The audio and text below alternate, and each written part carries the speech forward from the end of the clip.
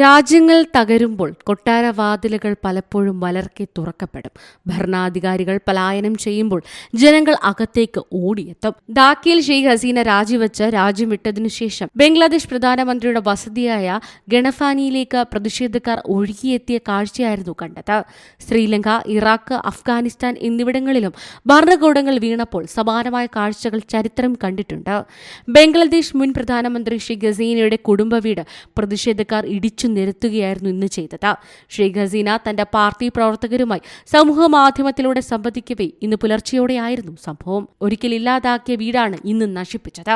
ഹസീന രാജിവെച്ച നിമിഷം മുതൽ ദിവസം മുഴുവനും ആളുകൾ ഹസീനയുടെ ഔദ്യോഗിക വസതിയിലേക്ക് അടക്കം ഒഴുകിയെത്തിയിരുന്നു. അവിടെയുള്ള സാധനങ്ങൾ എല്ലാം കൊള്ളയടിച്ചു. ഗണഫാനിയിലെ തടാകത്തിൽ ആളുകൾ മത്സ്യബന്ധനം നടത്തുന്നത് പതിവായിരുന്നു. വീടിന്റെ ചുമരിൽ പ്രതിഷേധത്തിനിടെ മരിച്ചവരുടെ പേരുകൾ പ്രകടനക്കാർ എഴുതിവെച്ചു.